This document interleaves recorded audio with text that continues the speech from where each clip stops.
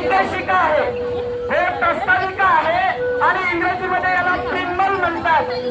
या संविधानाच्या माध्यमातून, या प्रस्ताविकेच्या माध्यमातून या देशाच्या सत्तेने, या देशाच्या राज्यांनी, पोलीस यंत्रणेने, कलेक्टरनी, सर्व सचिवालयांनी या देशाला एक प्राथमिकता दिलेली आहे, एक शपथ घेतलेली आहे।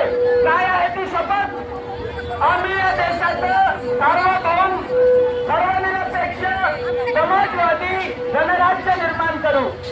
धर्मनिरपेक्ष आणि समाजवादी, समाजवादी म्हणजे सर्व साधन संपत्ती हे राष्ट्रीय संपत्ती होते तेव्हा त्याला समाजवाद म्हणतात। पण गेल्या 3 दशकापासून आपल्या देशात काय सुरू आहे? या देशातली साधन संपत्ती, या देशाची श्रमसंपत्ती अदानी अंबानीच्या पाणी भरायला जात आहे। सबका साथ सबका विकास म्हणत आहे, पण आपल्याला डावलत आहे।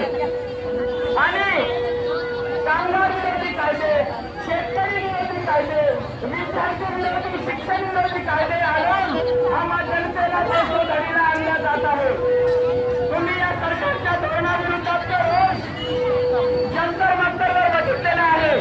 ज्या विद्यार्थ्याला हक्काची आंदोलनाशी काही देणं घेणं नव्हतं, ते शांतपणे अभ्यास करून कलेक्टर होण्यासाठी, सचिव होण्यासाठी, इंजिनियर होण्यासाठी अभ्यास करत होते। पण या मोदी सरकारच्या काळामध्ये जे धोरण राबवण्यात आले, न्यूज पेपरची फुटी झाली, त्याच्यामध्ये भ्रष्टाचार झाला आणि आपले अमूल्य 24 विद्यार्थ्यांनी आत्महत्या केली।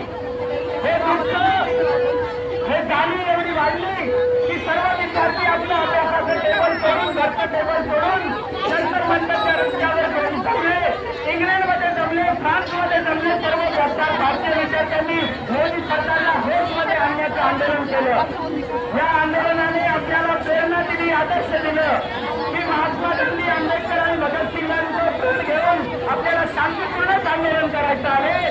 पण जोपर्यंत आपल्या मागण्या पूर्ण होत नाही तोपर्यंत पीछे पीछे पीछे आगे आगे जाएंगे। कामगार एकजुटीचा, कामगार एकजुटीचा, देशव्यापी या जलभरो आंदोलनाच्या माध्यमातून आपण काय मागतो या सरकारला? 200 खासदार द्या म्हणतोय का? 200 आमदार द्या म्हणतोय?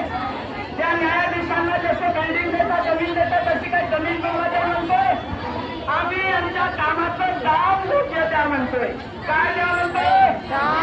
अंगणवाडी ताईला, आशा ताईला, शालेय पोषण ताईला 100 रुपयापासून